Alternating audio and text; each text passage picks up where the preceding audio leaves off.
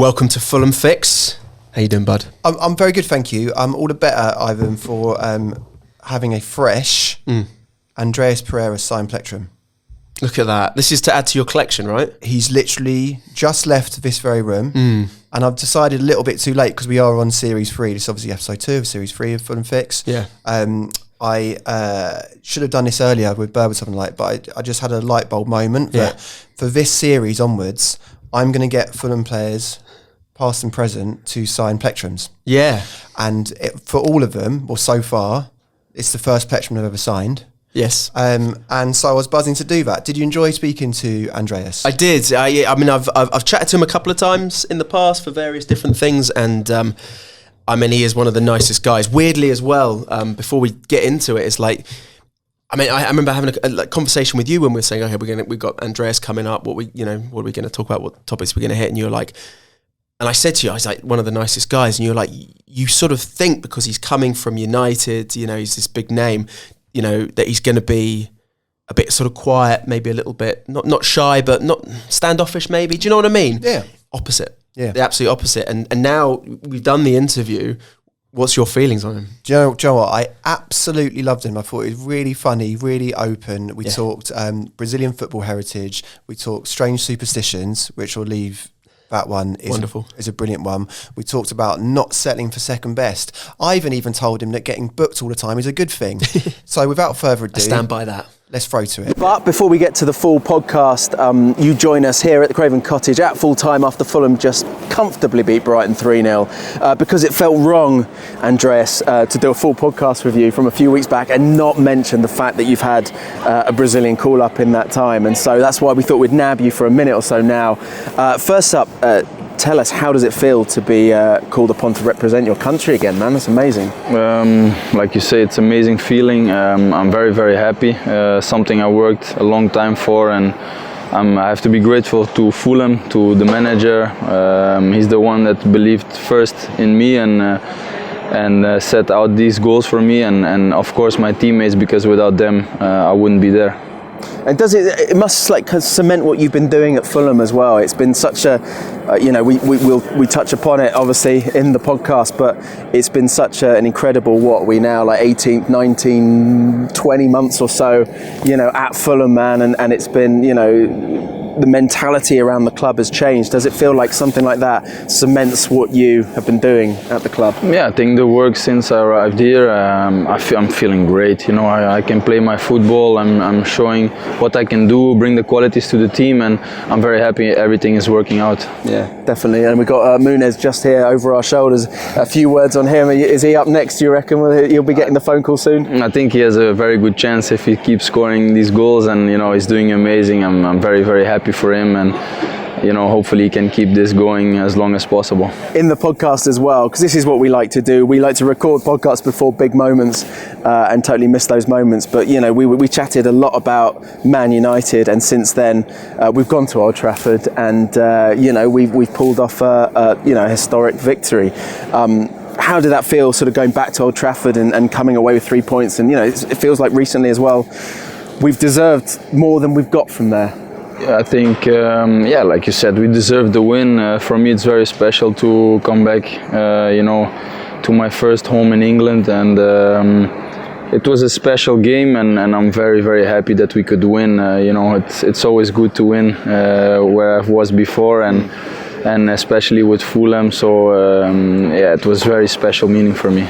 Did you feel as well, like probably every single Fulham fan in the entire country, that when their equaliser, when they got their equaliser in the 90th minute, you thought, okay, they're doing it again, this is only going to go one way, this is what they like to do, they'll probably get a last minute winner. Did you have that feeling, or did you think, no, do you know what, there's still 7, 8, 9 minutes where we can go on and win this? To be honest, this game, it was a little bit, I had the feeling all game that we controlled the game, that we had the chance to win, and not by one goal. We missed a few opportunities, and when they drew 1-1, I said, I had, the thought went through my head, like, not again.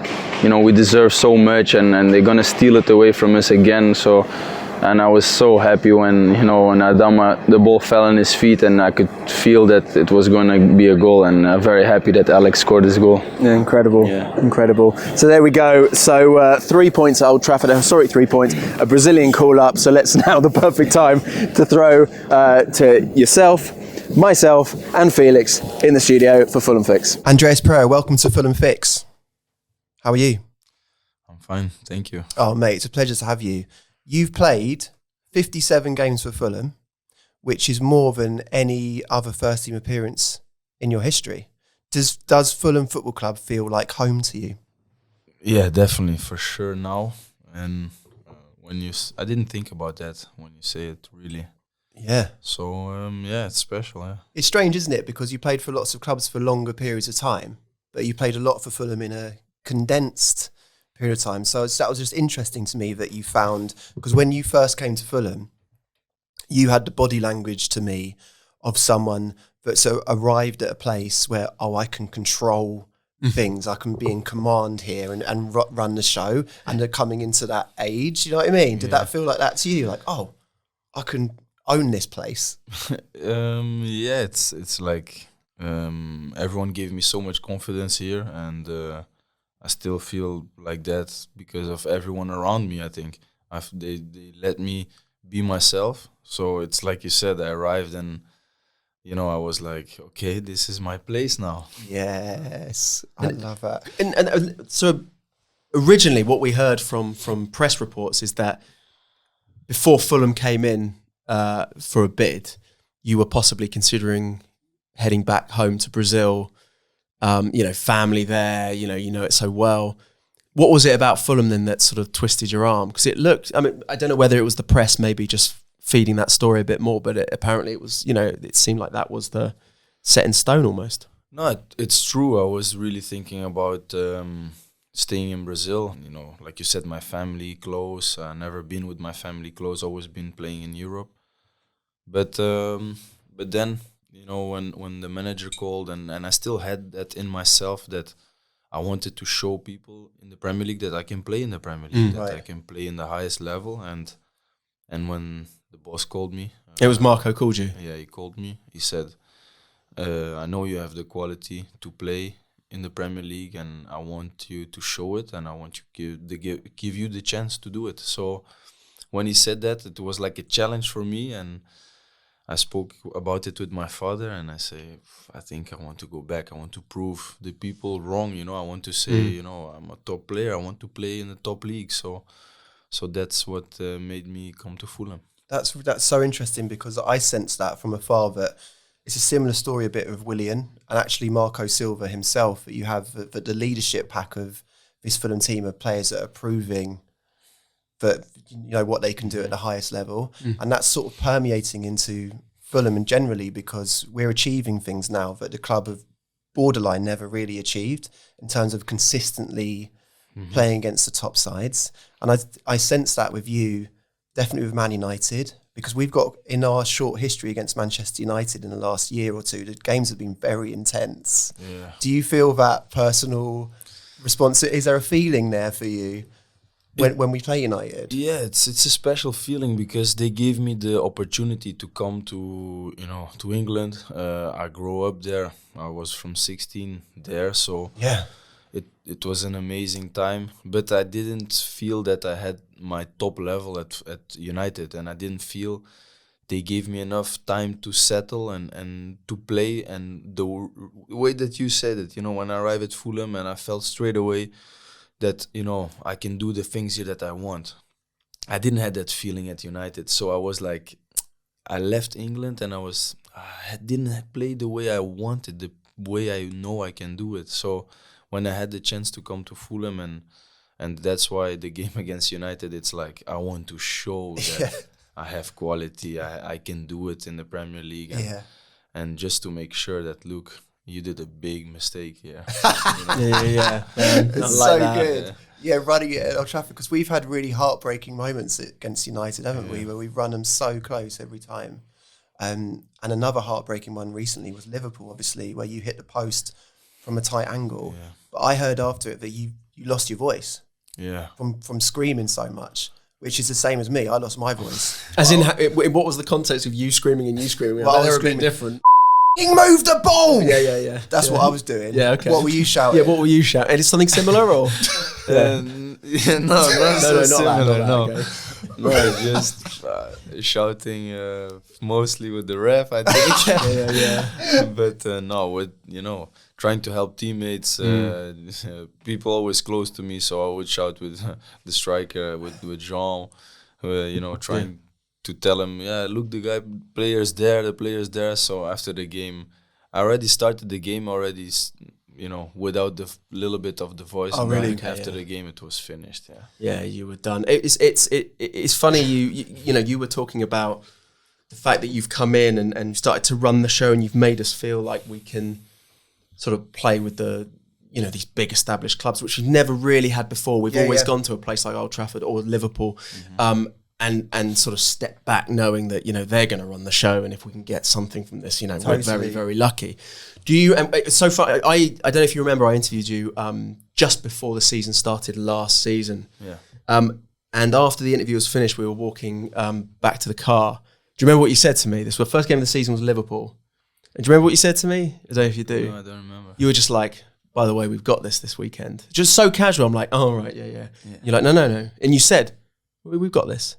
And you were so confident. And I'm like, no. I mean, I need to explain to him, it's Fulham, no, it's Liverpool. We've got to be a bit more respectful than that. Yeah. And he was right. And, they came here and they were lucky to get a point against us. Oh, right, I remember that. And that is, what's really nice about that is that's just seeped into every part of this club, and we're going into every game. Even this season where, arguably, we've lost our talisman, our striker, he's gone, and we've started the season, with, I'm not going to say weaker, but you know what I mean? Like, you've lost a big player like Mitrovic, but we're still going into these games and we're getting wins against Arsenal and things like that. Yeah, I think the manager had a big part in this as well. He wanted to change, like you said, to play against the big teams. And of course, we respect the big teams, but in the end, it's 11 men against 11 men. So we can do anything. We respect them a lot, but on the pitch, we have to do our best and we have to believe we can win. I've always think about football like that, because if you don't think you can win in the start of the game, you already start losing, really. Stupid question maybe, but do you really enjoy playing football? Because when I watch you, the way you can move the ball and your natural sort of grace, it feels like someone who was just born to play football. You see human beings that are just that's what they're supposed to do with their life. It's like art. Yeah. Have you always felt like that with a football? I can, I know what to do. Yeah, my bones. I always love football. Maybe I love football too much. My wife go crazy at home. I play football at home when I'm, finished training with my kids. Yeah. And she says, you have to, yesterday I arrived home and start to play football. I have some friends over. We play two-touch inside the living room, and she's like, Andreas, it's enough. You had training, just relax a little. You have to sleep, and then I'm right. Okay, I'm gonna go sleep. Two-touch in the living room. Oh my word. Yeah. So it's football has always been very important to me, and it's I cannot imagine without football. Life without it. Because your dad obviously was a footballer. So was he playing, like you say, you kids when you were young? Was he playing football with you as well? Was he doing two-touch in the living room? No, he didn't. Did you have a forgiving mum? No, for sure not. But my dad was a football player, so I grew up see him play football. So it had a big impact on me, So I wanted to be like my dad. I wanted to play football in a stadium, and that's why I think I wanted to be a footballer. Always football. Did you ever, in the time growing up, did you ever have passions elsewhere where you thought, I can see myself doing this? Was there ever any pressure from your dad to go follow in my footsteps? No, to be honest, my dad didn't really had the chance to watch me play when I was younger, because he had always games as well. So most of the times it was my mom, or my mom couldn't come, so I would go with a friend to the game. But my dad never really said, Andreas, you have to be a football player. He always let me do anything. So I even stopped a year of playing, because I was training at the same club always that he played. I was playing, and one day because he finished his training later and he had to pick me up. So he always arrives last, to pick me up. And I always had the feeling, because when I was younger, like, you know, when you see a lot of parents and you don't see you're like, oh, he forgot about me. Oh, they forget about me. So I was like, you know what? I don't want to play football. I want to stay home. And I play football at home and at school. And my dad said, yeah, you know what? You do what you want. And I stopped football for a year, actually, just playing home. Right. How old were you at this point?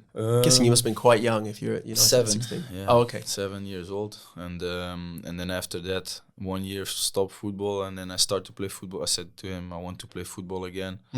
And I started to play in a local club in Belgium. So really, it sounds like it's always been football, you know, bar the kind of everyday things that kids are into, you know, telly and running around. That's interesting to me what you just said, because most players play football as an act of rebellion against their parents might have boring jobs or whatever, and they choose to go and play football. Yeah. But at 7, you were maybe like, my rebellion is like, I don't want to play football. It's either that or that. You the other way around. tried it for like 1 year, and then you're like, actually, no, I need to play football here. I couldn't stop longer. Yeah, You I couldn't wait longer. So it's like part of your genetics type thing. It was, it's crazy. If I think about it, I stopped a year playing, but I was home every day, and I think I got bored, and you know what, I want to play football again. And now, you know, you mentioned that your dad never saw you playing because he was playing. What's it like now? Is he at a lot of games? Does he get to see you play a lot? Yeah, so he comes a lot to watch the games. Most of the times he comes, I think he arrives, you know, always on Friday, and then he just texts me, and then he say, just leave me a ticket, and then I say, okay, and then he see him after the game. But he likes to watch all the games. He follows all the games now, so he's like #1 fan. Oh, that's awesome, man. And you said you got how many kids have you got? 2. Boy, girl? A girl and a boy. Girl and a boy. Yeah. And have you seen anything in them that's sort of hinting at, hey, they're going to follow in my footsteps? It's difficult to say. My boy likes to play football, but I think he's like me. Like, I don't have to push him, I think, too much. You know, I just play with him what he wants to play, with cars, with football. He likes Paw Patrol a lot, so my daughter's the same. What's his favourite character? Do you know? I don't know. He loves all of them. Chase. All I hear is Chase. Yeah. Chase. Oh, really? Yeah, she does the thing. Chase, Marshall, Rocky, Zuma. I mean, literally haunts my dreams. You know, Paw Patrol. Music, Actually, like it. Banging tune, mate. It's a banging tune. Yeah, I believe it. Mate, I'm feeling your pain though. Yeah. I bet it's on a lot, right? Yeah, it's all the time. It's hard work, that, man. But so you're not entirely sure they're going to be following in your footsteps quite yet. No, I hope. Too early to tell. Yeah, it's too early. I hope he plays football, but yeah, if he's happy, he's fine. There's going to be no pressure. Talking about football heritage, this is a myth we maybe heard. You have to tell us if it's true or not.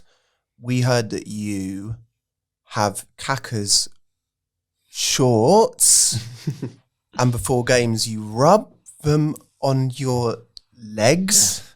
How much of this is we don't know? Superstition. So the story started. I was a ball boy at United. Right. When I just arrived. Oh wow. And they asked us one game to do. It was against Real Madrid because they lost the first game, and they needed the ball boys to be a little bit more alert and give quickly. So it was tactical. So it was tactical. Yeah, nice. So we had a meeting with everyone how to be a ball boy and all that stuff. And so we went out, and they say, you know, keep your calm and keep your cool, and you know, when you see the Real Madrid players, don't get too excited, you know, we have to win the game. And I say, okay. Oh, that's hard as a 16-year-old. I mean, we go that on the team. pitch, and we see the Real Madrid team coming out, and we just forget about everything. Balls are rolling off past you. I saw, you know, you see Ronaldo and you know, Kaka for me was like one of the biggest idols, and you just forget about everything. So we stayed after the game. We should have gone home. We stayed in the tunnel, me and a friend, and when he came round, I said, "Can I have your shirt?" And he said, "I already gave my shirt away." So I was like, do you have anything to give to me, like a shorts, socks, or anything? He said, "Yeah, I have a shorts." So he went back. He gave me the shorts. I kept the shorts in the safe until. Is it literally in a safe? Yeah, in a no safe. Way. I kept it in a safe till I was maybe 24. Then I started to do like I don't know how you say, superstition.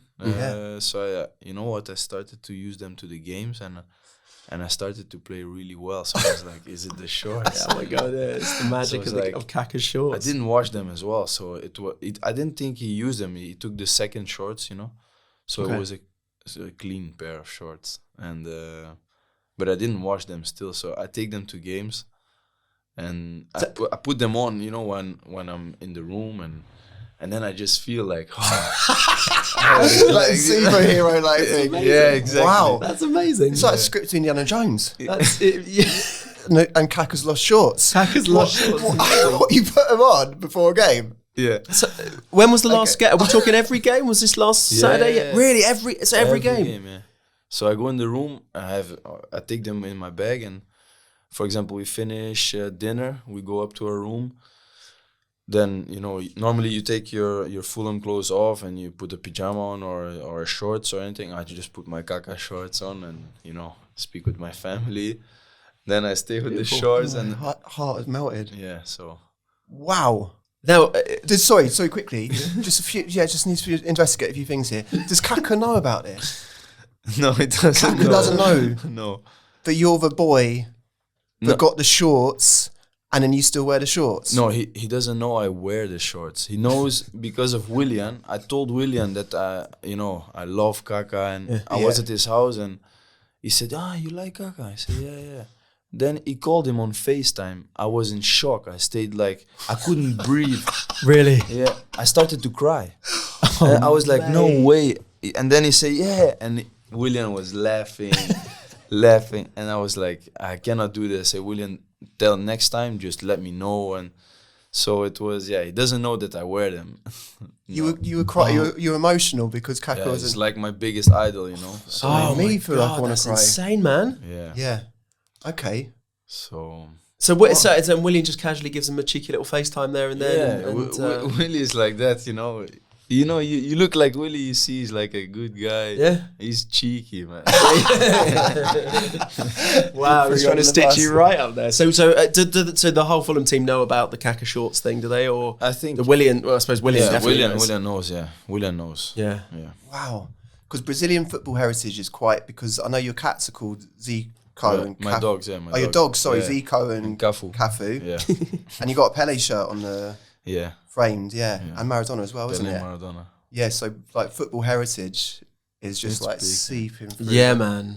That's nice. Like you're a proper football fan. Sorry, like, just go back to the shorts. Where are the But- shorts now? yeah. The shorts now. It's very second. It's Yeah. at Are you? home. They're at home Yeah. in the safe. In the safe. Right, So- in an airtight, Safe. Yeah. locked safe. Yeah. And you Mothballs when in you- there as well, when you- just in case. Just a couple of mothballs. It's important that.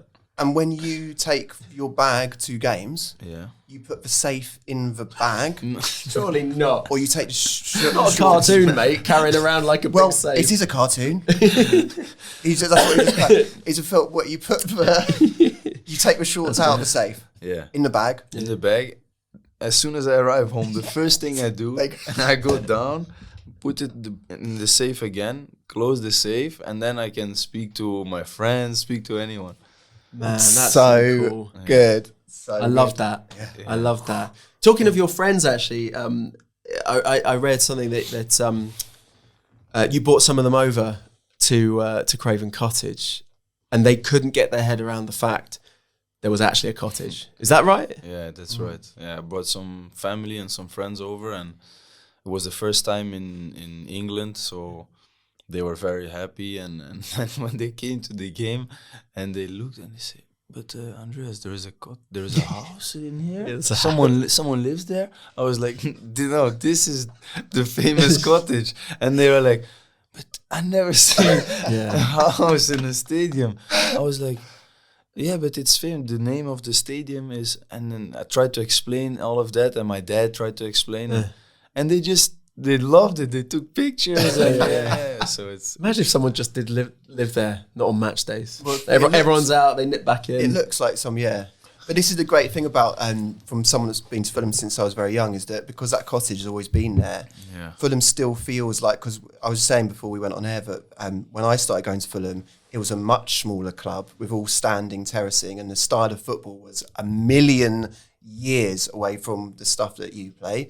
But you can trace the heritage back, I think, and Fulham in ways most grounds in England you can't. Yeah. So you can still feel the period in the 90s when we were slumming it, and then the 70s when George Best was there and all of that kind of thing. You can kind of sense it through the Cottage, inside the ground, in the Cottage. Like, do you feel that atmosphere at Fulham? Do you feel like it's a different... You feel like the first feeling I had, it was like a very family club, that everyone is close and you know, it's a special feeling. And like you said, the Cottage, because you can feel there is something special about it. So it's like we're the only stadium in England that have it. So it's definitely, you have a different feeling. Like you said, you have a special, like, how can I say it? It's a nice feeling that the club think about it, you know? Yeah. So it's like the whole history is there, and you are part of, like, we are part now of the modern Fulham. So it's nice to see, like, that, you know, it's all bring together. Yeah, totally. Yeah, without a doubt. Do you feel affinity? You feel love for Fulham Football Club? Yeah, you know, my gratitude to Fulham, the fans and the club is you know, very big, because they opened the doors for me when I was almost shutting them down here in England. So I feel very happy, and I think it's one of the best decisions I did in my career. Do you feel ambitious about what we can achieve? Because when you first came to Fulham, we were going up, going down, not sure about our place. Now it feels like everyone at the club's ambitions is to be one of those top 6, 7 sides, winning cups, that kind of thing. And that's changed in a short period of time, actually. Yeah. Do you have anything you talk about, or do you feel like there's something you want to achieve at Fulham? Yeah, of course. I would love to win, you know, a trophy with Fulham, because we showed that we got far this season. Yeah. But it was about details that we didn't get into the final. So, you know, as a player and as a team, you feel that you're getting there very close. We just need now to nail it down, the details. So when you get this close, you know that you can get and achieve it. You get even more hungry. So we want to win trophies. We want to do big things. And like you said, we want to aim now to really establish Fulham, you know, in the Premier League, and really fight, you know, with every club in the Premier League. Yeah. When you talk about that Liverpool game and details, what specifically did you discuss? Because it felt like over 2 games, almost we were on top for more of the duration of those 2 games, actually, than we were behind. What were the details that you... The details, you know, some things, it's football. Of course, everyone will make mistakes, and they will score off the mistakes, because otherwise the games will be 0-0. So, but I think to go away and score a goal in Anfield and be, you know, in front, I think if we could have held on to that score longer, I think here at the Cottage, you know, we're very strong. I think if we would have drawn or won there, I think we had a big chance, you know. Yeah. So, but of course it's football. We never know the next game. But I think these are the little details that, of course, we learn from it. But sometimes you're like, oh, we were so close, and they just took it away from us. Deflected goals as well, 2 deflected goals. Yeah, it's like they were a little bit lucky, you know. Yeah. Yeah, I know. Still hurts. Hurts. No, I love it. I do. Because that for so long, Fulham was about, within our restraints, we would top things like the Fair Play League, but to have this set of players that will not accept being second best ever, it feeds into the ground and how you feel about the club. So it's a really beautiful thing. I think it's the perfect opportunity to quickly touch upon the fact there is a strong Brazilian contingent now. Samba Whites. At the Samba Whites, absolutely. Obviously, Vinny is left, but tell us a little bit about this group, because you guys have like formed like quite a bond. Obviously, Muniz, William, and also Paulinho as well. You know, cause Portuguese. But we have a strong connection. You know, we always, if you look at the training ground and he could spend the day with us, we're like always together, laughing, joking with everyone. So it's like the connection we have outside of the pitch, it transfer into the pitch as well. So I don't have to really speak too much with them. I can find them easily on the pitch as well. You must be feeling as well, like, I think, pretty, happy as well for Muniz, who suddenly, seems to be finding, he's been hinting at it for a little while now, always coming close, but not quite sort of nailing it. And, to get 3 goals in the last, few games. Obviously, by the time this airs, it could be more. But how is that? I mean, it seems like everyone in the club is just like willing him to do well, and he seems to be getting that bit of confidence now. Yeah, because he's been, like you said, close, we see him every day here, how much he trains, and he's a monster. He's so dedicated, and he really want to do well for Fulham. And when now he scored a goal, and I told him after the Burnley game that he deserved it, and then he scored 2 goals. You can see that he's getting better every week, so yeah, I'm very, very happy for him, for his family. So I hope he can continue scoring, and I can continue giving him passes to score. Love it. Well, we've got a couple of minutes, haven't we, before Andreas has to train. But so firstly, on behalf of all Fulham fans, thank you for the good times, man. It's been a beautiful thing watching you play football.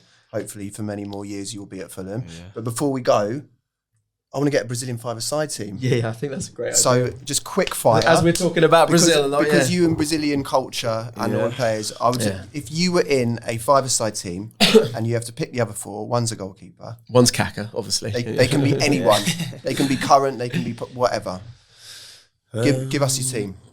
So in goal, I would say...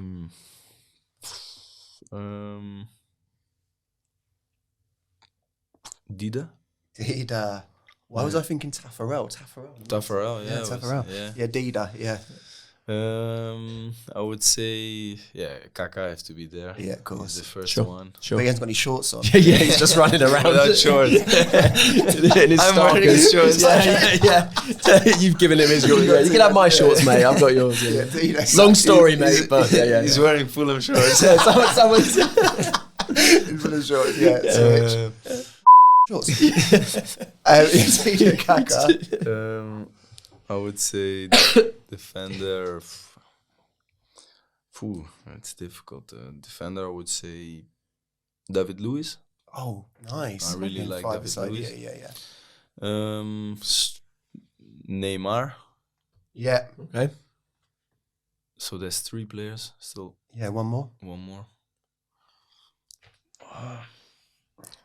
Do I have to choose a defender, or can I swap? No, you can. You do whatever you want. I'll tell you, we'll give you a rolling sub as well if you want. Yeah. If you're struggling here to whittle it down. I will take David Luiz out. If he sees the podcast, I'm sorry, David. No, so I put then, I will put Neymar, Kaka, Ronaldo Phenomenal, and I'll put Willian. Oh, nice. Good choice. Very diplomatic. Good choice. Yeah. I like it. Well, listen, man, it's been, like I said, lovely to chat to you, man, and as always, and best of luck for the rest of the season, man. It's a thank you. Joy to watch, man. Thank you for the invite. It was really nice to be here. Legend, mate. Thank you so much, Andreas. Yeah. Cheers, bud. Thank you, guys. Love him. Didn't actually mention that he. It feels to me like he's hitting the bar on a post a lot this year. We also didn't mention that there was a stat you had that he was involved in like 2/3 of Fulham goals last year. Yeah, there was a point where he was, certainly when I interviewed him last time in the Riverside, he was involved in over 2/3 of our goals. He was responsible, whether scoring them or assisting. Yeah. And I don't know what it was at the end of the season, but it was certainly right up there. And you could see that last season as well, especially as a telepathic kind of link up with Mitra and stuff like that. Definitely feel it. Yeah, wonderful guy though, Do you know what I thought was really lovely right at the end of that chat is he said that he's grateful for Fulham because he felt like it's quite an emotionally exposed thing for a footballer to say, but when he felt like the door in England was closing on him, Fulham have opened that up again. And we did sort of allude to it in the conversation, but that does feel like the energy around the leadership group of this Fulham side that are getting that second chance and they're proving that they can cut it with anyone, which is a really beautiful thing. And talking of cutting it with anyone, there's another midfield general that obviously has gone down in history in Fulham's close history, actually long history, like one of the greats on next week. Who is it, Ivan? It's Lee Clark. The one and only, he's absolute joy to chat to, and lovely Clark. From one legend to another, right? And and we talk about Pereira running the show. Lee Clark, I mean, he really ran the show, and not just in the attacking third as well. He was proper box to box. Again, as Pereira is symbolic of a new era of Fulham, Lee Clark was extremely symbolic of that time in Fulham when he dropped down a division. run things, and he's obviously got incredibly fond memories of the club. Yeah. So, and I tell you what's quite nice as well, and the one thing we were saying about Pereira is he's a proper football fan. I mean, you can see that just from watching the interview. What a football fan he is. And the fact that, he will play even when he gets home from training and kick about and break vases in the house and all that. Exactly. And Lee Clark's the same, man. He although he was, and this will obviously be discussed in the pod next week, but although he was playing for Sunderland, he never forgot he was a Newcastle fan, and I loved that. And might be one of the reasons why, he joined Fulham. Let's see you next week. Yeah, I might even get him to sign my plectrum.